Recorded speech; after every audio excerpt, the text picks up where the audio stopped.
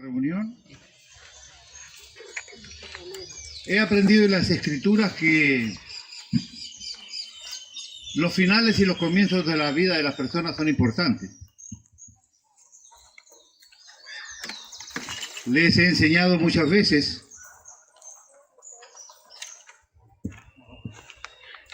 que hay una problemática entre el hombre y Dios en cuanto al funcionamiento. A nosotros los hombres nos gustan los sucesos. Mientras más grande es el suceso, mientras más ruido, más luces, más brillo, es mejor. Pero Dios tiene un problema porque Él es un Dios de procesos. En la Biblia vamos a encontrar varios ejemplos donde definitivamente Dios empieza con un suceso, tiene todo un proceso y termina con el mismo suceso. Y entendamos por suceso un evento puntual, algo llamativo, algo que marca, algo que te enseña, algo que te llama. Uno de los ejemplos más claros que siempre les he dado a ustedes es que una de las primeras cosas que Jesús hizo con su ministerio terrenal fue purificar el templo. Fue hasta allí, al comienzo de su ministerio, vio que se había convertido en un mercado, más que en un templo de adoración a Dios. Preparó un rebenque.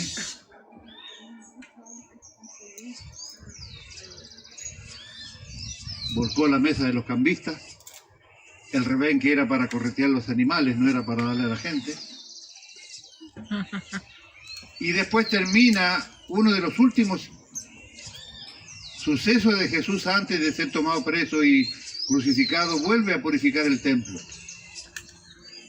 Esto debería ser una enseñanza importante para los cristianos. Si usted tiene identificado en su vida los procesos y los sucesos de su vida con Dios, usted se podría dar cuenta cuándo es que Dios te cambia de página, cuándo es que Dios te da vuelta a la hoja y te pone en un nuevo nivel. Empezamos con un proceso, con un suceso, Dios provocará todo un proceso y algo parecido o igual te pasará, y eso significará que ese proceso de Dios ha terminado y Dios te pone en un nuevo nivel, en un nuevo ministerio, en una nueva responsabilidad. Por eso es que los finales y los comienzos son importantes.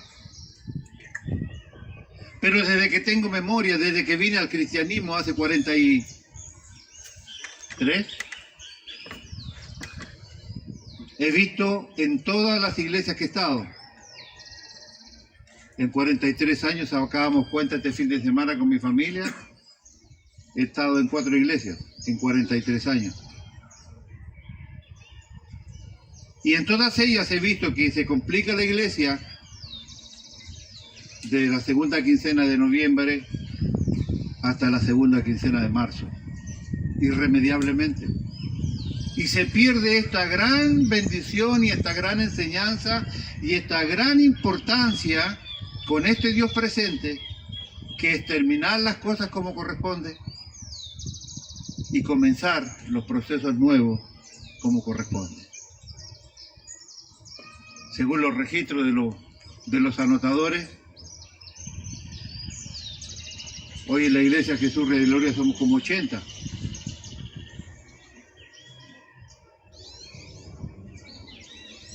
Y siempre hay algo que nos saca de la línea de Dios. Yo quiero que hoy me ponga atención, quiero que se desconecte, quiero que esté aquí. Quiero que deje su teléfono. Quiero que lo ponga en silencio, quiero que me ponga atención. Porque para mí sí son importantes los comienzos. Hoy es la primera reunión del 2021. Acabamos de terminar un año tremendamente perverso en todo sentido, amplio alcance de la palabra. Nos hemos acostumbrado tanto al distanciamiento, se va enfriando el corazón de las personas y ya no se extraña tanto ese apego, ese abrazo, cargado de respeto, por supuesto.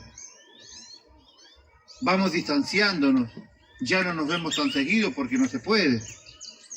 Y nuestro corazón, nuestras raíces, nuestros sentimientos se van distanciando y se van enfriando. Nos hemos acostumbrado a la muerte. Dese cuenta usted que usted ve las noticias, lee los diarios o lo que sea. Y los números por miles de muertos hoy ya no son más que una cifra. Son simplemente números. Pero detrás de cada número de fallecidos, con muerte, hay nietos, hay abuelos, hay abuelas, hay hijos, hay hijas, hay matrimonios, hay familias que quedan truncas, sueños que no alcanzaron a cumplirse. Me sorprendía el otro día cuando veía que había como 90 millones de contagiados del COVID, el SARS-CoV-2, que es el verdadero nombre del coronavirus. 90 millones de personas problemadas con esta infección. ¿Cuántos abuelos fueron a parar al hospital porque parecía tener una gripe? Y los nietos, y los hijos, y la familia nunca más los pudo volver a ver, porque simplemente se contagiaron, se enfermaron, pasaron a terapia intensiva, y miles y miles y miles de ellos fueron de allí al cementerio. Ni siquiera con la posibilidad de enterrarlo, ni siquiera con la posibilidad de identificar que este fue el lugar donde la última vez pusimos a nuestro ser querido. Hemos terminado un año 2020 de verdad perverso. Las grandes economías del mundo han caído. Miles y miles y miles de empresas han quebrado. Millones de personas en todos los países del mundo. No es un problema argentino. Argentina tiene menos problemas que otros países en esas áreas. Han perdido su fuente de trabajo. Miles y miles y miles de negocios se cerraron. La economía del mundo se ha fracturado. Y detrás de eso también, a pesar que son estadísticas y números, también hay personas. Porque un jefe de familia que pierda su trabajo, hay una problemática tremenda detrás de eso. Hay esposas, hay hijos, hay alimentación, hay escuela, hay enfermedad, hay toda una necesidad detrás de esto. No es mi intención hoy hacer un análisis del 2020, porque usted lo ha vivido, usted lo ha escuchado y usted lo ha leído. Pero creo que debería ser importante para los cristianos poder venir la primera reunión del 2021 a darle gracias a Dios, porque a pesar de todo esto y mil cosas más que nos han pasado en este año que recientemente termina, deberíamos estar aquí dándole gracias a Dios. ¿Por qué? Porque Dios es un Dios de procesos. Cambiando el 31, dándonos un abrazo y tomando algo para brindar, no se cambia la situación. El COVID-19 sigue estando presente. Hay una luz de esperanza porque las vacunas están viniendo, sí, pero siguen infectándose personas. Los números de contagiados siguen creciendo en Capital Federal y en el Gran Buenos Aires. Siguen habiendo gente en terapia intensiva y siguen habiendo muertos y siguen habiendo contagiados. Entonces no debemos nosotros preocuparnos simplemente que porque nosotros estamos bien, esto ya casi no tiene importancia. Dios tiene todavía un proceso con nosotros en este 2021.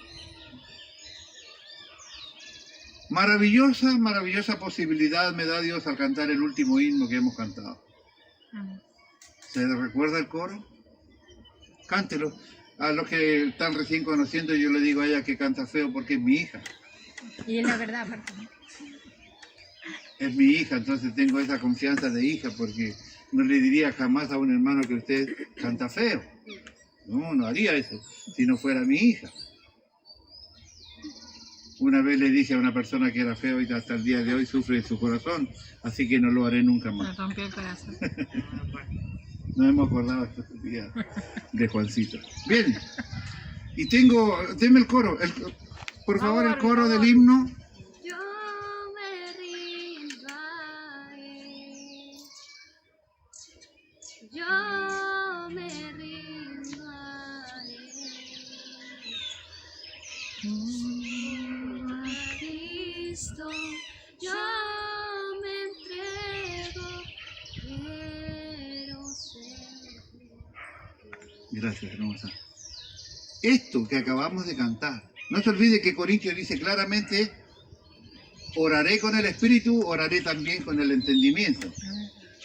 Cantaré con el Espíritu, cantaré también con el entendimiento.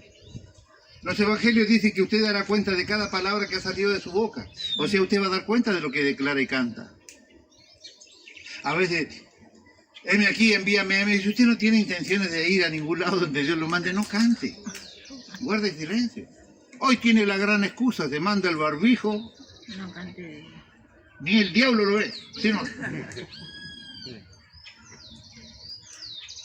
Ahora piense usted esto.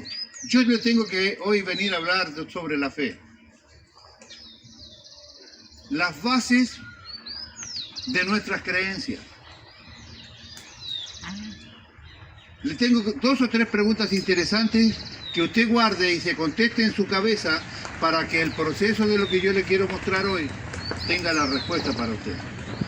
Póngame atención. ¿Aquí? Amén. Qué bueno. ¿Es usted miembro del cuerpo de Cristo o es un buen cliente?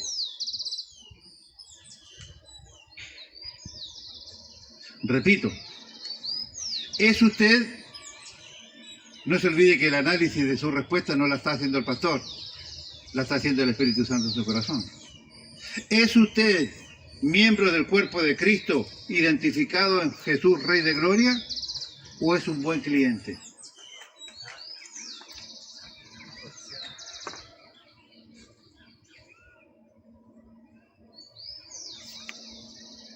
¿Es usted un sensual? Vamos a ver a qué se refiere la Biblia con la sensualidad.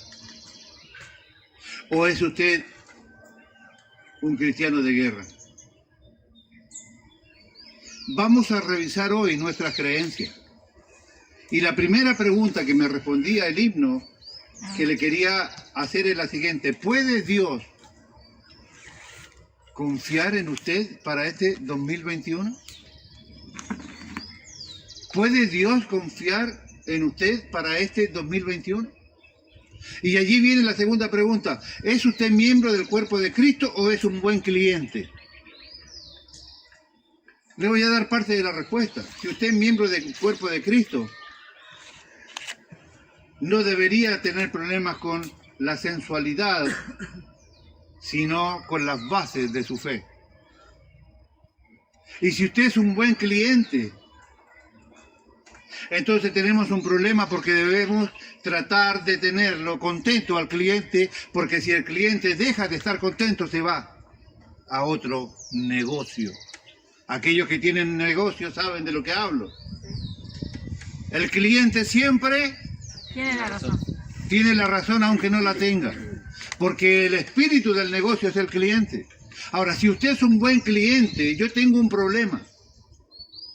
Porque tengo que hacer muchos esfuerzos, inventar muchas cosas para tenerlo a usted contento, porque usted no es parte del cuerpo de Cristo. Usted es un buen cliente que cuando deje de estar contento conmigo o con la iglesia o pierda esa chispa del llamado o de lo que hoy le gusta, usted se irá a otro lugar. Repito la primera pregunta. ¿Puede contar Dios con usted para el 2021 en Jesús, Rey de Gloria? Amén.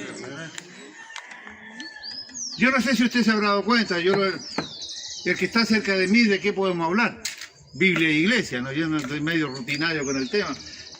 De Biblia y de iglesia puedo hablar mucho, pero hemos hablado poco de vino, de copete, de licor, cuántos grados tiene la cerveza y cuánto quedó ese cola de mono, ¿no? ¿Quién conoce el cola de mono? Amén. Levante la mano, por favor, que sepa los hermanos. ¿Usted conoce el cola de mono? Levante, no se haga entonces no se haga el antialcohólico. No, borracho. ¿Sandoval? ¿No Allá tomas Miguelito más? se ríe. No tomas más consejos, Sandoval. Ahora piensen esto. Vamos a revisar nuestras bases de fe. A ver si usted es un buen cliente o usted es parte del cuerpo de Cristo. ¿Está bien? Se habrá dado cuenta que las últimas 3 participaciones que yo tuve aquí en el púlpito fueron 3 reflexiones, porque se acuerda que le dije que venía todo azúcar, todo chocolate, todo dulce de leche, eran todos salvos, santos, Y bueno, ¿no? Nadie iba al infierno. Pero como bien dijo Elizabeth, se terminó el cumpleaños del pastor, se terminó la Navidad, ya gastamos toda la plata. Vino el Año Nuevo, ya chupamos y comimos. Pasaron todos los... Ya, llegó la hora de volver a retomar nuestra realidad, y nuestra realidad es que el pastor predica de la Biblia. Así que se terminó la licencia. Ahora van a entender por qué razón voy a traer el púlpito móvil. Las creencias de la fe, o las creencias de su fe, si usted quiere anotar. Me brilla la pantalla y tengo de verdad problemas para leerlo aquí. Para poder entender la fe como creencia, debemos observar que la Biblia muestra por lo menos 4 tipos diferentes de fe. Esto ya lo hemos estudiado nosotros hasta el cansancio. La Biblia enseña que existen 4 tipos de fe. a ver, Gracias, Franquito. Créame, si no, no le voy a mentir.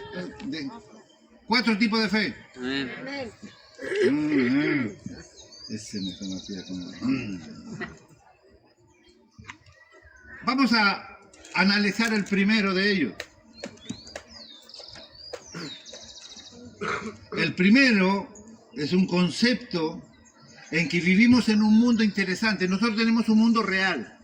Este mundo real que usted mañana se va a tener que levantar para ir a laburar. Este mundo real que cada día que usted ve y cobra se da cuenta que la plata que gana cada vez le sirve menos. Que aquel maravilloso billete de 100 pesos hoy es picado fino, ¿no? ¿Cierto?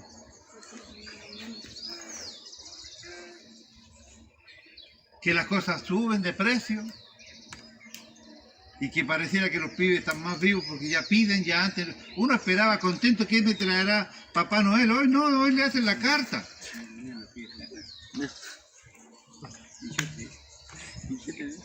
Y si no le trae lo que dice la carta, se tiene que guardar todas las maldiciones que los pibes le van. Por eso a veces choca con los trineos, se le enferman los renos y todo por las maldiciones de los pibes. Tu mano tiene coronavirus. Entonces tenemos un mundo real en el cual vivimos, en el cual sufrimos y en el cual vamos llevando. Pero además de este mundo real, existe un mundo más real aún, que es el mundo espiritual. Nosotros aquí vivimos más o menos como podemos y como creemos que debemos vivir, con algunas bases bíblicas, algunos más, otros menos. Algunos le dan importancia a lo que creemos y otros viven como quieren. Y está bien porque Dios le ha dado a cada uno un libre albedrío que nadie puede romper, ni siquiera Dios. Así que si usted vive como quiere, está bien, es su derecho. Pero la Biblia dice que usted dará cuenta al Señor de toda su vida. Tenemos una realidad entonces llamada vida terrenal. Y tenemos otra realidad que para nosotros es importante porque por eso estamos aquí, que tiene que ver con el mundo espiritual. Un mundo espiritual donde está Dios con todos sus planes para nosotros, con todos los lugares que Él ha preparado para nosotros, con todas las realidades que en el mundo espiritual vivimos. Cada cosa de lo que yo le he dicho en este ratito tiene sentido para mí y va a ir formando el rompecabezas, por ejemplo, aquellos sucesos espirituales que pasan en la vida suya.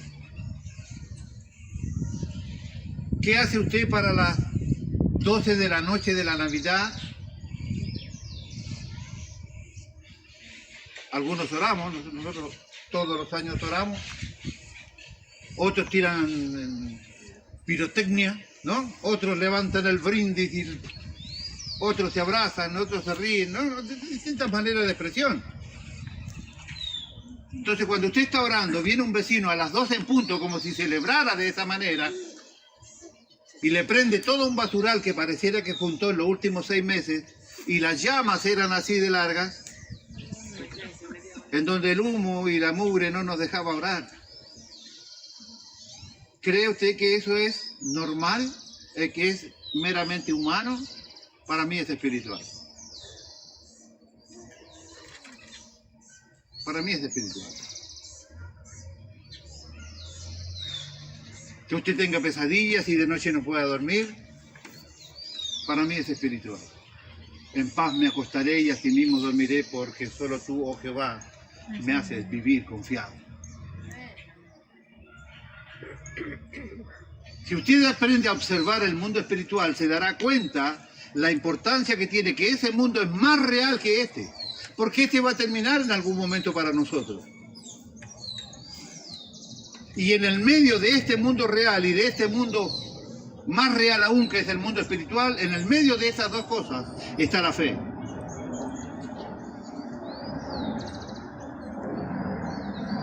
Porque para vivir este mundo normal y secular, tenemos fe y estamos aquí y aguantamos y vivimos como si fuésemos nosotros, conscientes de que todo esto es una serie interminable de sucesos que Dios nos permite vivir para luego entrar en el proceso de Dios, que es la vida eterna.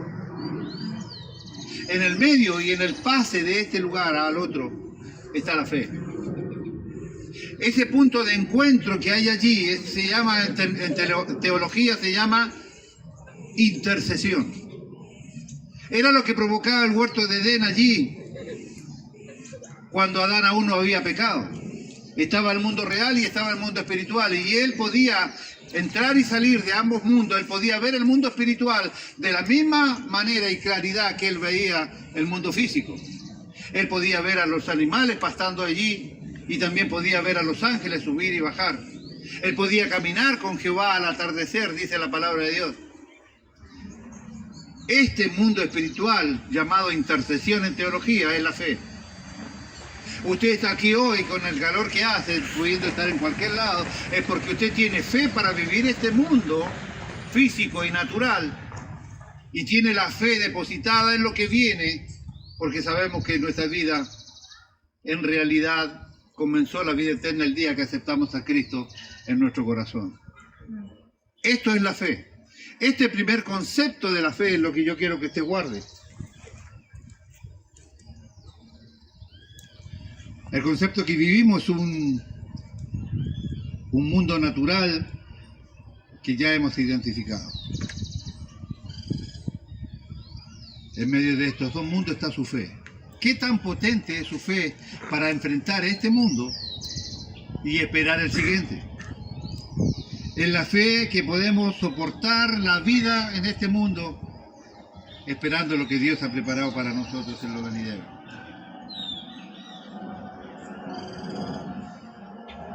Un primer tipo de fe entonces sería este concepto que acabo de explicar. Hebreos capítulo 11, versículo 1, identifica ambas partes de lo que le he dicho. Es pues la fe, la certeza de lo que espero en este mundo real y físico. No sé si alguna vez lo vio así, pero hoy lo va a ver así. Es pues la fe, la certeza de lo que espero en este mundo real y físico. ¿Y qué sigue diciendo? La convicción de lo que no veo, que hace a la mitad del mundo espiritual.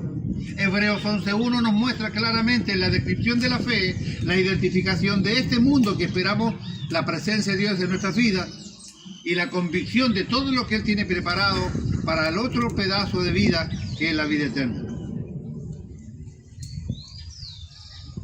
La fe como manifestación. Número 2, la fe como manifestación. Para hacer más simple esta historia, con todo el respeto que la fe se merece, yo le puse un arranque de fe. No le pegó a usted nunca un arranque de fe. Yo voy a dar algunas pautas y alguno se va a sentir identificado. Cuando te tomaste el trabajo de escuchar a un endemoniado por largo rato, Y tratar de convencerlo y le tirar la pela a los cerdos y el chancho se la pisotea y la sigue pisoteando. Y hay algo que dentro te dice ponerle la mano en la frente y callarlo. Ese es un impulso de fe. Amén. Esa es una manifestación de fe. No sintió nunca que usted escuchó a alguien así ofender su fe, ofender la palabra de Dios, ofender a su Dios, ofender... Y no hay algo que dentro te impulsa a hacer algo. Ese es un arranque de fe. A esa manifestación se refiere la segunda identificación de la fe. Cuando te atreviste a hacer algo que de manera natural no lo harías. Cuando te golpeó en el corazón, por ejemplo, la fe, la generosidad, y dices, no, esto yo lo pongo para el Señor. ¿Cómo ha pasado con algunos hermanos aquí? Hoy la iglesia tiene algunos patrimonios importantes, como una heladera que alguien jovencito, con mucho esfuerzo, le regaló a la iglesia.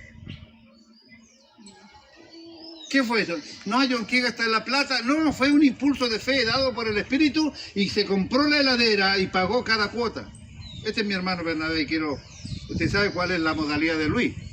Usted la hace mal y lo invito para la cocina, o en este caso lo llevo para allá para el pasto, y con todo el respeto que usted se merece le digo lo que es, pero cuando la hace bien también lo voy a felicitar.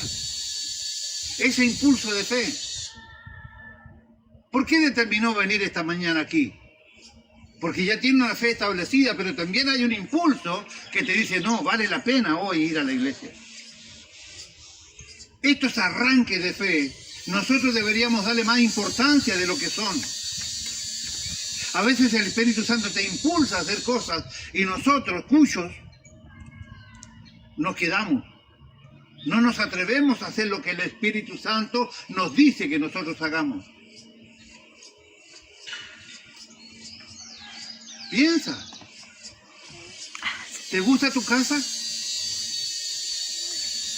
¿No está llena de recuerdos tu casa? ¿No puedes cerrar tus ojos y ver correr por ahí a tus niños pequeños? O donde tu hijo que hoy te bendice dio los primeros pasos porque fue de aquí ahí a la reja cuando vos te estabas yendo a trabajar. Y que tu esposa cuando se está yendo te dice, mira, el nene siguiendo te dio los primeros pasos. ¿Recuerdos de este tipo? Cuando puedes ver un cuadro y decir, ese cuadro lo pintó mi hijo y esa cosa, tal cosa la hizo mi hijo y ese cosa lo queremos guardar porque lo hizo mi hijo. ¿Acaso nuestra vida no está llena de estas manifestaciones de sentimientos genuinos, honestos y respetuosos de nuestra vida como familia? Y de repente el Espíritu Santo te impulsa y dice, tienes que romper todo esto porque aquí vamos a alabar mi nombre. ¿Qué es eso si no es un impulso del Espíritu Santo? Porque nadie a los 65 años quiere romper su casa. Piense en su casa. Piense en lo que le ha costado levantar su casa. No importa si vive bien, mediano, mal, no importa. Piense. Agarraría mañana la masa y usted rompería toda su casa para hacer un hueco allí para que puedan ingresar personas a alabar el nombre de su Dios. La única manera de valorar los impulsos que el Espíritu Santo hace con algunos de nosotros es poniéndose en los zapatos del otro. ¿Va entendiendo por qué le digo al principio, puede contar Dios con vos en este 2021? ¿Eres parte del cuerpo de Cristo o simplemente eres un buen cliente al que vamos a tener que esforzarnos por mucho tiempo de tenerte contento para que no te vayas a otro lado?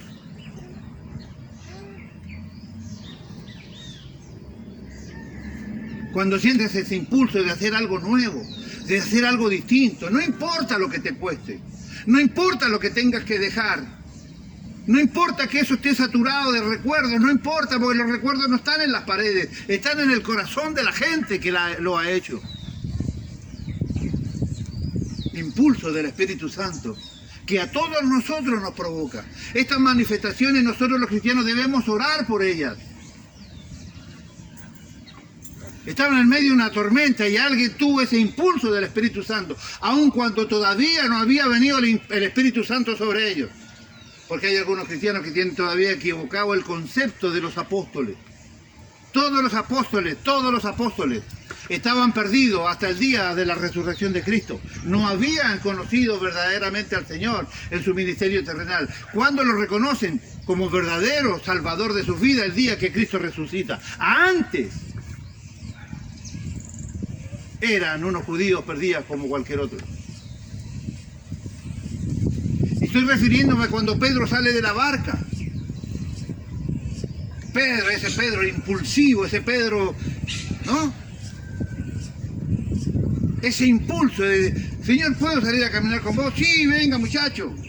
Caminó 2 pasos y empezó a mirar las olas y se empezó a hundir, empezó a ver su realidad. El impulso del Espíritu Santo tiene 2 características. Primero, es instantáneo. Segundo, tiene que provocar bendición siempre a tu vida. Es instantáneo. Empieza y en determinado lapso de tiempo termina. Usted no ve a Pedro caminando todos los días por el agua, sacando peces desde la superficie del agua. No, era un instante, un impulso de obediencia, de fe, de cercanía para con su Dios. Ese impulso de caminar en el agua fue un impulso del Espíritu Santo, de los cuales nosotros tenemos que en este 2021 aprender a identificar y hacer las cosas que el Espíritu Santo nos manda a hacer por estos impulsos maravillosos del Espíritu. Pero ¿sabe cuál es el problema? ¿Sabe por qué la iglesia no participa mucho de estos impulsos santos, impulsos divinos? Porque somos cobardes. Porque tenemos dificultad de identificar la voz del Espíritu Santo diciéndote haz tal cosa. No usted, yo soy el que más problemas tengo con esto. Porque como siempre te he dicho, hay gente que no congrega jamás. Que tienen 6, 7, 8 años sin congregar y Dios le habla como si fuera el pibe que vive al lado de ella. O al lado de él. No quiero dar ninguna pista. Y que el Señor le dice que haga tal cosa y déjame a mí a este que yo me lo agarro al cogote y hace tal, y le habla y le dice todas las cosas, y yo que todos los días sufro y entrego mi vida y clamo al Señor y le ruego que me permita ser útil y le ruego que no me deseche, que me permita ser instrumento en sus manos y que me revele su palabra y que me he quemado por 40 años las pestañas teniendo una vista miserable. Me cuesta tanto a veces diferenciar claramente entre mi buen deseo y la voz del Espíritu Santo. Y otros lo escuchan a cada rato como si le hablara al pibe. No entiendo esa parte. Así que cuando digo yo que cuesta mucho diferenciar la voz del Espíritu, estoy hablando de mí mismo. Porque si yo fuese solo y yo me equivoco con mi esposa, bueno, la vamos a aguantar solo, pero mis pasos equivocados van a lastimar la vida o van a entorpecer la vida de 80 familias o de 80 personas. Entonces yo no tengo ese margen como pastor de hacer como quiera y simplemente meter la pata. Si somos responsables, usted está aquí para que yo lo bendiga, para que lo cuide y sane su corazón, no lo lastime su corazón. Estos impulsos santos, estos impulsos son los que usted tiene que aprender a identificar, por los cuales debe orar para que el Espíritu Santo lo haga notorio, claro y preciso, y usted se atreva. ¿Qué era lo que las niñas nos dirigían hoy? Da un paso al frente, haz algo diferente y dale la gloria a Jesús. Un día cantando en el templo, allí en el ex templo, esa canción me provocaba a mí la respuesta de una oración que veníamos trayendo con mi hija.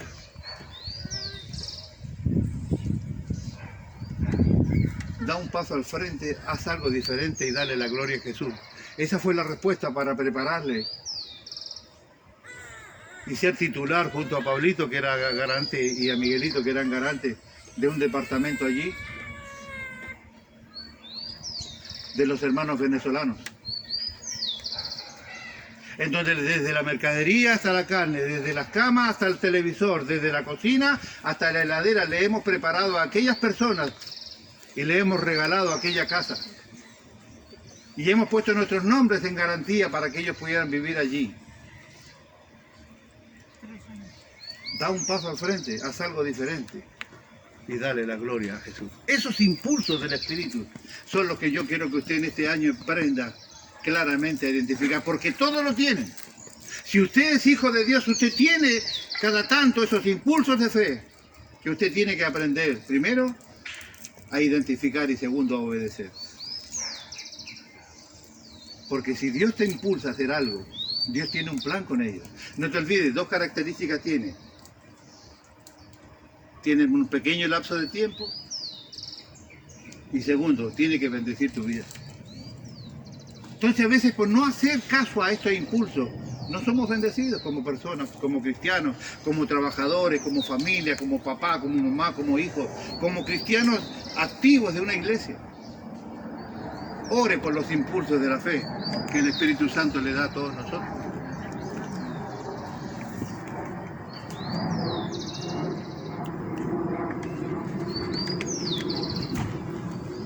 Si quiere que lea, permítame correr estos impulsos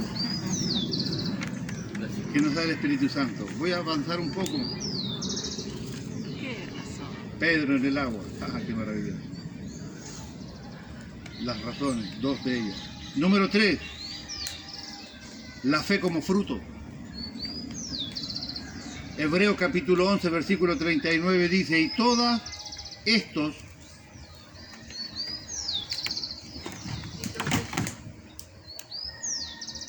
aunque alcanzaron buen testimonio, mediante la fe no recibieron lo prometido. Un verdadero cristiano puede vivir una vida consagrada teniendo la fe como esperanza y como punto de mira para su vida. Con el solo hecho que usted tenga fe y crea de verdad en ese mundo espiritual que sigue, en esas promesas de Dios que ha Él establecido para nosotros. Usted teniendo claro lo que usted cree y teniendo claramente lo que usted desea, teniendo claramente identificadas las promesas que Dios te ha hecho, vos puedes con simplemente esta fe vivir una vida recta y consagrada para tu Dios.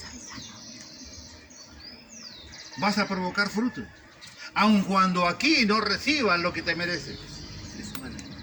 Pero Dios no es deudor de nadie. Todo lo que hagas será claramente retribuido en la vida eterna. Nada, ni un vaso de agua, ni nada de que tú hagas para alguien va a dejar de ser pagado por nuestro Dios. Los discípulos preguntaron, Señor, yo he dejado todas mis cosas, y le dijeron claramente, recibirás 100 veces más de lo que has hecho, dado o puesto en ejercicio. La fe como fruto, la esperanza como fruto, la fe y la esperanza como motivos de vivir la vida. Yo siempre he dicho con mucho respeto, la más grandiosa posibilidad de llegar a la vida eterna tiene que ver con conocer a mi Señor. Maravilloso. Conocer al Rey de Reyes, Señor. Entonces eso no tiene nombre.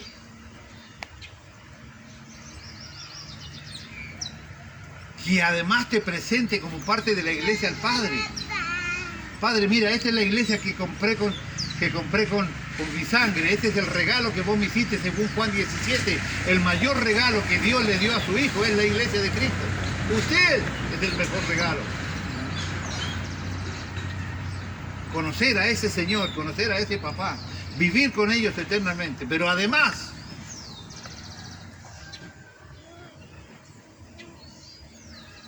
me alienta la seguridad de la promesa de Dios. Que el que cree en Él, aunque esté muerto, vivirá, me reencontraré con mi Hijo maravilloso allí. La esperanza me garantiza que yo veré y abrazaré para no separarme nunca más de mi Hijo. Me alcanza con esa promesa escrita. Yo soy la resurrección y la vida. El que cree en mí, aunque esté muerto, vivirá. Me alcanza con eso.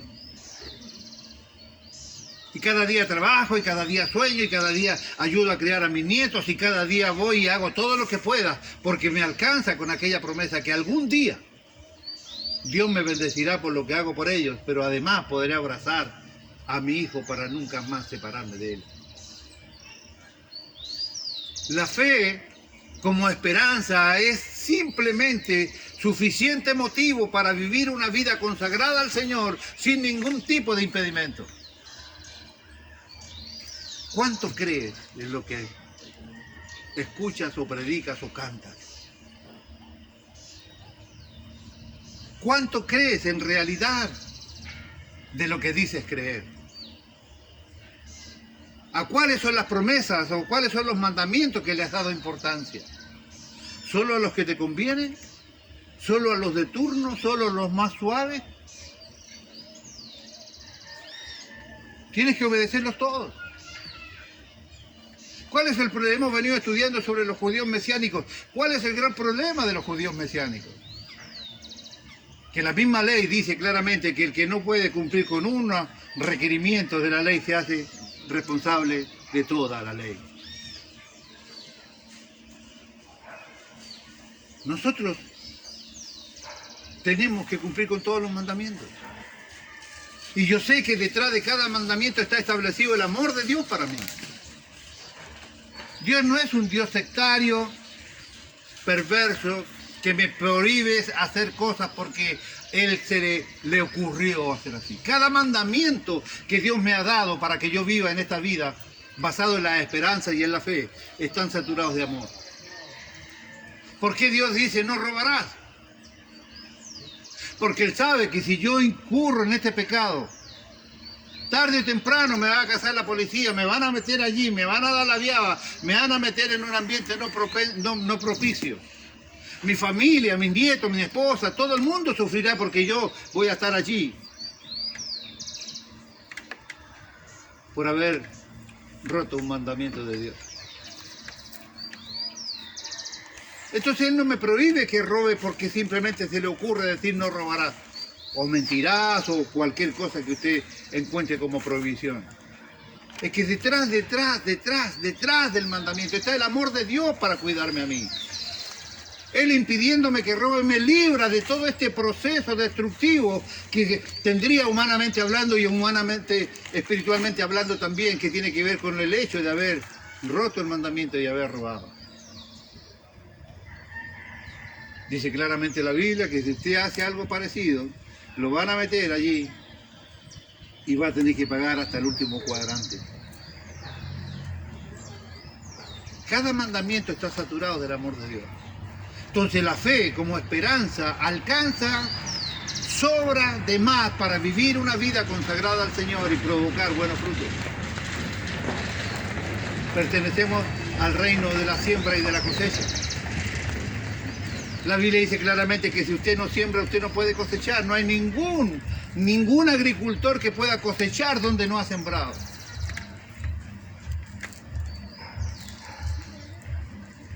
No aprendemos porque no tenemos suficiente convicción de lo que creemos.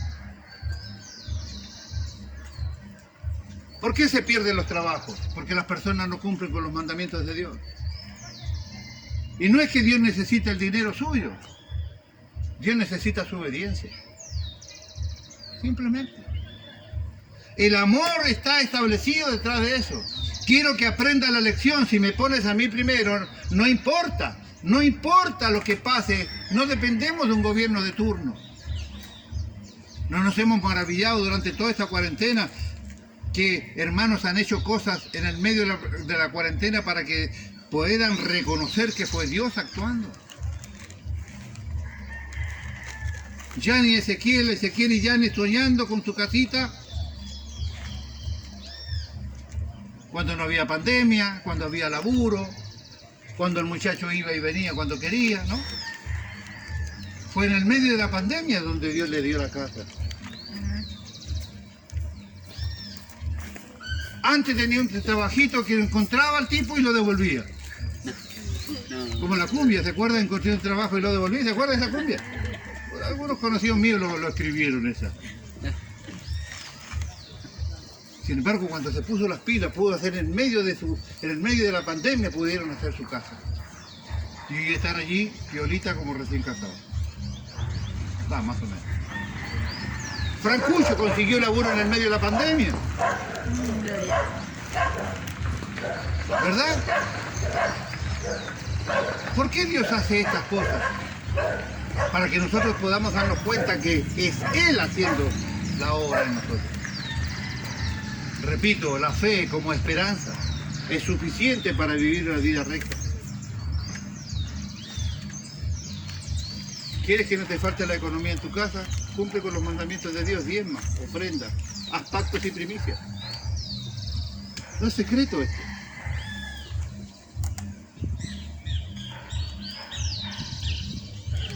Si usted paga cuentas con dinero que no es suyo, usted va a tener problemas tarde o temprano.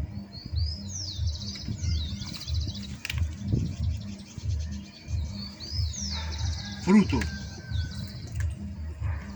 Hebreos 12:2. Por favor, alguien que tenga allí Hebreos 12:2. Puestos los ojos en Jesús, el autor y consumador de la fe. El cual por el gozo puesto delante de él sufrió la cruz, menospreciando el oprobio, y se sentó a la diestra del trono de Dios. Interesantísimo, maravilloso, que no tengo tiempo para explicarle esto, pero Jesús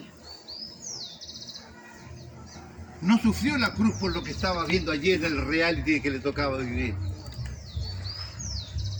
Él no sufrió porque había un grupo de cristianos ahí que eran martirizados por causa de seguirlo a él. La segunda parte del versículo, por favor. El cual por el gozo puesto delante de él sufrió la cruz, menospreciando el oprobio, y se sentó a la diestra del trono de Dios. Él se sentó, él pudo vivir la cruz por lo que veía, por lo que sabía, por lo que venía, porque miles de personas iban a tener vida eterna, miles de personas no iban a ir al infierno, miles de personas iban a ser bendecidos. Él estaba mirando más allá de la cruz.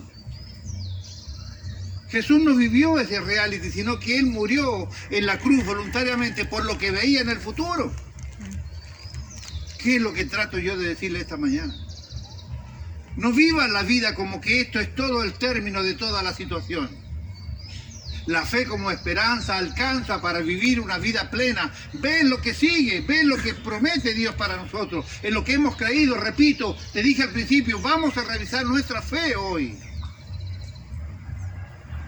¿Crees de verdad lo que escuchas o lo que cantamos o decimos?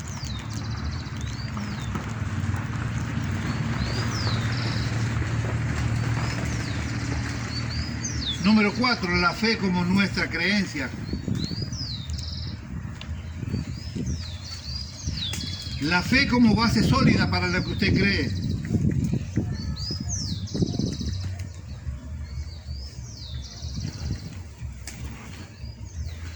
Vamos que sigue rotando.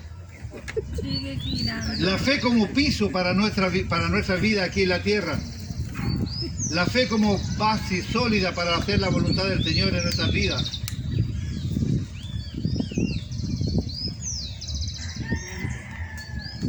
Primera de Pedro, capítulo 3, versículo 15. Dice, sino santificad a Dios, el Señor, en vuestros corazones. Ya no veo. Vamos, pastor. Pero aquí hay hermanos que son bíblicos, que lo saben de memoria, ¿verdad? Amén. Santificad a Dios el Señor en vuestros corazones y estad siempre preparados para presentar defensa con mansedumbre y reverencia Vamos, pastor. ante todo el que os demande. Usted puede, usted puede. Ahora, ¿usted sabe defender lo que cree? Sé que vivimos un siglo XXI donde las iglesias cada vez le dan menos importancia a las escrituras. Varios de ustedes han llegado aquí porque un impulso del Espíritu Santo les dijo, yo quiero saber un poco más. Tiene que haber algo más de esto que hasta aquí me han enseñado. ¿Verdad? Varios de ustedes han declarado esta realidad. Y han venido aquí y yo me he encargado de romperle todas las estructuras religiosas que venían del pasado. ¿No, René? ¿No, López? Solicito. ¿No, Mamonde? Pente. Pero hoy saben claramente hacer defensa de su fe. Hoy saben por qué están aquí. El impulso del Espíritu a buscar algo más de lo que ya para cualquier persona le alcanzaba. Esto es lo que pretende con nuestra creencia, las bases de nuestra fe. Usted tiene que anhelar más. Cosas que ojo no vio, ni oído yo, ni han subido al corazón del hombre, son las que Dios ha preparado para usted. O sea, usted no se tiene ni idea, ni imagina las cosas que Dios ha preparado para usted. ¿Cuánto pide de esa manifestación para tu vida? ¿Cuánto sabe? ¿Te alcanza con lo que sabes? Yo quiero saber cada día más. ¿Saben por qué? Porque la palabra de Dios no dejará de ser, aun cuando después usted se muere y se vaya al cielo. Sécase la hierba, marchítase la flor, mas la palabra de Dios permanece para siempre. La palabra de Dios sigue vigente en el cielo. ¿Qué es la palabra de Dios si no es un pedacito de la mente y del corazón de Dios? ¿Qué es lo que haremos nosotros después? Seguiremos aprendiendo de ese Dios. Yo quiero más de Él. No me conformo con saber lo que sé. Quiero darle la gloria, quiero tener la respuesta para aquellas personas que están cegados por el diablo y no tienen la capacidad de identificar su futuro. Yo quiero poder tomar la mano de ellos y guiarlos a un nuevo puerto. De eso se trata el Evangelio. El Evangelio es clonar. Si Dios te pone a ti a un compañero al lado, ese va a ser muy parecido a ti. Y es bíblico. Dice que todos nosotros debemos alcanzar la estatura de la plenitud de Cristo. O sea, tenemos que ser como Él. Estamos obligados a parecernos a Él. Ahora, si usted pone a alguien a mi lado para que yo lo instruya, pero yo soy irresponsable, no oro nunca, no leo, tengo una manera perversa de contestar, ¿cómo va a ser ella cuando yo lo vaya educando? Va a ser igual que yo. Porque el Evangelio es clonar. ¿Cuántos jóvenes han dicho, no, mi viejo, yo no quiero saber nada, ni quiero ni parecerme, ni me parezco a mi viejo?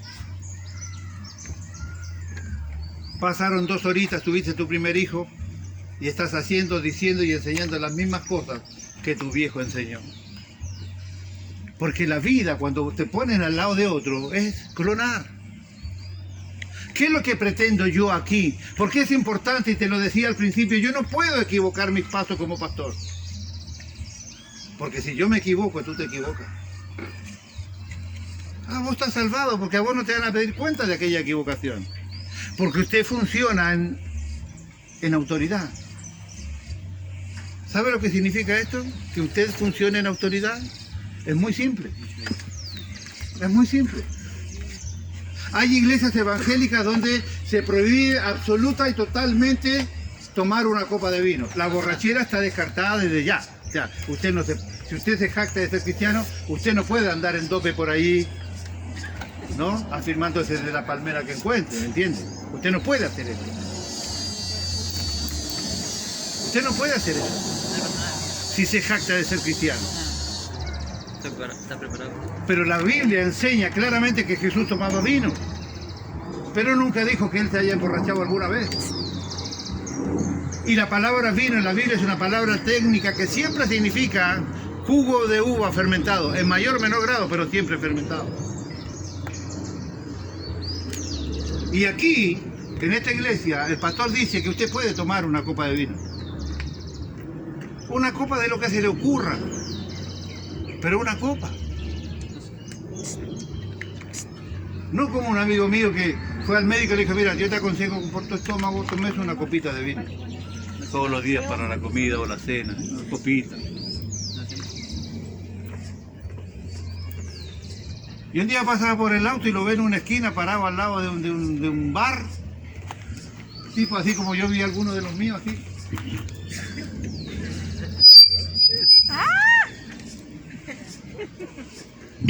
¡El DJ le mató!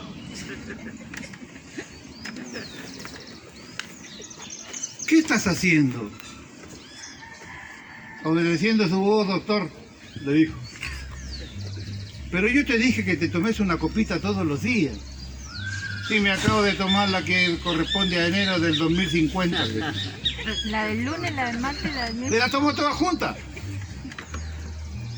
Autoridad significa que si la iglesia, el concepto pastoral y la enseñanza que yo le doy, usted puede tomar una copita de vino. Porque si yo estuviese equivocado, usted está obedeciendo la dirección del pastor. Soy yo el que doy cuenta delante de Dios porque usted ha obedecido mi enseñanza. Fiesta de 15, casamiento. Ay, el vals, para la foto las pinzas. Vení que bailamos un pedacito de vals, ¿no? Bueno, no, pero...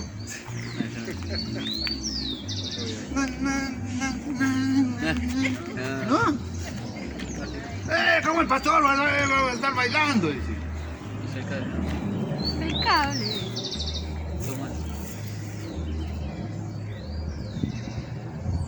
¿No puedo yo bailar si se casa de nuevo mi hija? No. No, pastor. La boda de plata, ¿cómo es? Ah, puede ser.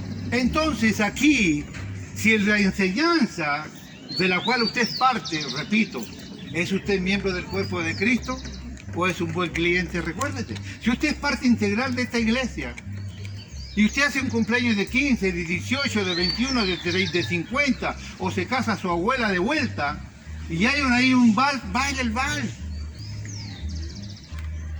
No le digo que ande rosqueando por todos lados, no es esa la enseñanza, pero bajo autoridad significa que si el concepto de la iglesia es este, usted hágalo tranquilo porque la responsabilidad recae sobre la autoridad que enseña tal o cual manera. El árbol de Navidad es satánico. Que yo no adoro el árbol de Navidad. Ay, que tiene orígenes satánicos. Sí, la cruz también tenía orígenes satánicos y mundanos. No fue un invento de Dios para Cristo. Yo no adoro el árbol de Navidad. Es una excusa mentirosa para poner allí a nuestros nietos, que algunos de ellos todavía esperan al Papá Noel. El Papá Noel trae los regalos, pero nos dice a nosotros que paguemos. No sé si me entiende. Entonces, parte de mi cultura, me criaron con esta cultura, pero yo adoro a Dios, un Dios invisible, presente en todo lugar. Yo no adoro ni las bolitas que están allí en el árbol de Navidad, ni... ¡No! Depende de la mentalidad cristiana que usted tenga. Y usted sabe claramente que yo de pastor tengo poca pinta y poco vocabulario de pastor. Pero confío plenamente en lo que he aprendido de las Escrituras y le puedo decir con toda seguridad, yo siempre te guardaré tu espalda y tu vida espiritual. Así cuando te diga, no, esto es bíblicamente malo por esta y esa razón, usted no lo haga. Pero pequeñas cosas como esas. Ay, la hermana vaya a la playa, pero llévese ¿cómo se llama eso? ¿Sobre todo? Sobre todo. No, pero no un abrigo, hasta acá. Cosa que cuando salga de la playa, chorrea agua por 3 cuadras, ¿me entiende? No digo que se vaya con una micro bikini, pero váyanse como la gente. Depende de... Hay un dicho en el mundo que otros creen que es un versículo. Para el malo o para el sucio de mente todo es sucio. Para el malo todo es malo. No, hermano mío. Como cristianos debemos resguardarnos de ciertas cosas. Sí, es nuestra responsabilidad, debemos ser luz para el mundo. Pero monjes, los franciscanos, ya no sé si decir todavía. Libertad en el conocimiento de Dios, libertad en la vida nuestra conforme al Espíritu Santo, libertad de cristianos respetuosos de la palabra y de la adoración a nuestro Dios. ¿Qué es lo que crees? Búsqueme por favor Judas, versículos 17 al 20. Judas 17 al 20. Judas tiene un solo capítulo. Este no es el Judas Iscariote, este es el Judas bueno, Judas Tadeo. El otro era el malo, este el bueno. Ponele. Ponele. Este es bueno. Judas 17, por favor, con voz varonil, microfónica amplificada. Rápido. Vamos, Frankie. Vamos, Franquito. Pero vosotros, amados, tened memoria de las palabras que antes fueron dichas por los apóstoles de nuestro Señor Jesucristo. Pare, primera cosa importante. Nosotros somos una iglesia apostólica. Levante la mano los católicos. Levante la mano, no tengan miedo. Caramba. Víctor, ¿no? Luana. Confíe en este viejo. Levante la mano. Eso, confíe en este viejo. Los católicos. Dale, René Pucheta. Ahí está. La palabra católico significa universal. La iglesia pagana, la iglesia idólatra, se llaman Iglesia Católica Apostólica Romana. Católica porque significa universal. Apostólica porque teóricamente deberían seguir la doctrina de los apóstoles. Nosotros somos una iglesia universal. El evangelio más universal no hay. No de la iglesia universal de los padres sufrir. No, esta iglesia es verdadera, o sea, esta posta. Así que en el concepto de la palabra somos católicos porque católico significa universal, abarca a todo el mundo. Somos apostólicos por lo que acaba de leer Franquito, por favor, de nuevo. Pero vosotros, amados, tened memoria de las palabras que antes fueron dichas por los apóstoles de nuestro Señor Jesucristo. Tened memoria de las cosas que fueron dichas por los apóstoles de nuestro Señor Jesucristo. Nosotros somos responsables porque hemos aprendido la doctrina expuesta por los apóstoles de Jesucristo. ¿Cuál es el gran problema de la iglesia actual? La iglesia actual es una iglesia que ha perdido la realidad y la potencia de la palabra. La palabra de Dios es absoluta. No puede significar para usted una cosa y para mí otra. La palabra de Dios es absoluta. Y debe estar basada nuestra creencia en las enseñanzas de los discípulos de los apóstoles de Jesucristo. ¿Cuál es el problema? Que al desconocimiento de esta realidad, cuanto hermano llamado profeta, cuanto hermano llamado apóstol, cuanto hermano que le dieron micrófono se ha puesto a argumentar cosas que están totalmente fuera del concepto de la Escritura, y las iglesias terminan creyendo en un 70 o 80% más de todos esos comentarios que han escuchado, dejándole un 10, un 20, un 30% a lo que acaba de leer Franco, que nosotros tenemos que estar fundamentados en la palabra dada por los apóstoles, que es la palabra escrita. Jesús, Rey de Gloria, crea lo escrito. Si lo escrito dice, entonces nosotros creemos. Amén. La palabra de Dios dice: yo soy la resurrección y la vida, el que cree en mí, aunque esté muerto, vivirá. Me pueden decir lo que quieran los otros, eso dijo el apóstol Pablo, y eso es lo que yo creo. Entonces la importancia clara y puntual de pertenecer a una iglesia que tenemos fundamento bíblico y es un fundamento apostólico. Siga, por favor. 18. Los que os decían, en el posterior tiempo habrá burladores que andarán según sus malvados deseos. En los últimos tiempos, porque esta carta de Judas pareciera que es una radiografía de este siglo XXI. Piense que ahí está dando las características claras de, pareciera que viene el apóstol con la máquina del tiempo, se metió en un par de iglesias nuestras y está diciendo lo que está pasando. En los últimos tiempos habrán burladores que andarán según sus malvados deseos. Andarán según su malvado deseo, no andarán conforme a los que los apóstoles de Jesucristo dijeron. Sus malvados deseos, sus propias, yo puse allí, sus propios egoísmos, sus propias ambiciones. ¿Cuántas veces hemos hecho, no sé cuál es la palabra, pero ¿no? Sarcasmo con sella la palabra, venga y sella la palabra, ¿no? ¿Quiere bendición de Dios? Venga y traiga el diezmo primero. Es verdad. No tengo plata, traiga lo que tenga, sáquese el anillo, sáquese el reloj, traiga, deja y Dios le va a bendecir. Mentira, te están robando en el nombre del Señor. Vendrán burladores, conforme a sus propios deseos, sus malos pensamientos, a sus propias avaricias. impulsados por la palabra escrita de los apóstoles, no impulsados por sus propios pecados. Siga, por favor. Estos son los que causan divisiones, los sensuales que no tienen el espíritu. Estos son los que causan divisiones, los sensuales. ¿Qué son los sensuales?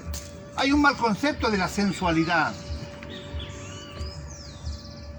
Ay, las niñas, ¿qué sensual que es? No, mentira, no es lo que la palabra dice.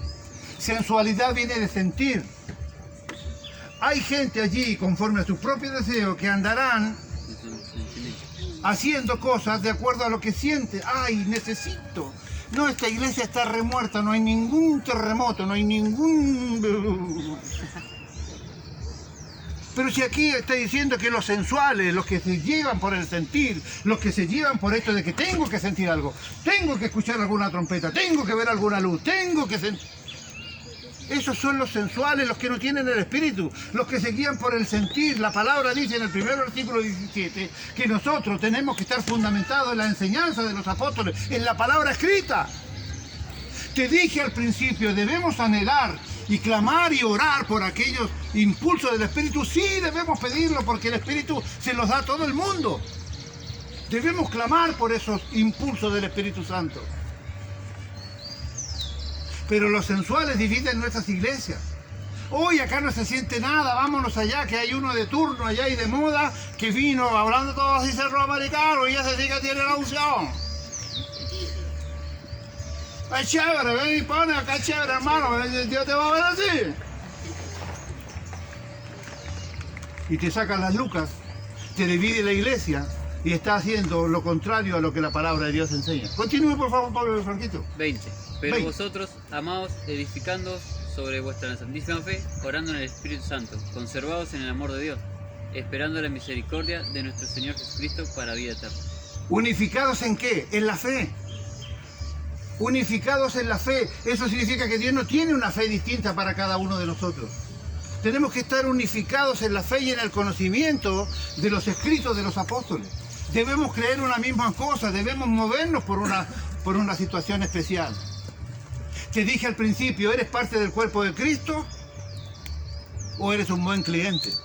Porque si vos te llegas, si andas en la búsqueda de que siento una corrientada, que vino un viento y que me hizo así, y que me agarró un fuego, y otro que me agarró un frío, porque a alguno le agarra fuego y a otro le agarra frío. No, yo prefiero lo que está escrito. Y créame que yo siento la presencia del Señor y también lloro delante de la presencia del Señor y canto delante de la presencia del Señor y me río delante de la presencia del Señor. Creo lo que está allí fundamentado como argumento sólido para mí. No estoy diciendo que sentir sea malo, no, la Biblia, Dios puso el sentir. Lo que te estoy diciendo es que si tú estás en la iglesia, si vos crees en Cristo por las cosas que sentís y cuando dejas de sentir te vas a otro lugar, estás equivocado. Son de los sensuales que dividen la iglesia y no tienen al Espíritu, dice claramente el versículo 19. Ahora, si vos tenés fundamento bíblico y creés la palabra escrita y tienes la presencia del Espíritu Santo, y a pesar de esa solidez, además de eso puedes sentir, además de puedes identificar los impulsos del Espíritu, además de eso puedes saltar de alegría, gloria a Dios por ello. No estamos en contra de sentir, estamos identificando las bases de nuestra fe. Los sensuales tienen vida corta. Los miembros del cuerpo de Cristo, a no ser por un accidente, va a morir con este cuerpo, porque es parte de este cuerpo. Pretendo que muera conmigo, porque es parte del mismo cuerpo. Ahora, los sensuales se van a cansar y van a ir en búsqueda de nuevos temblores, de nuevos fríos, de nuevos calores.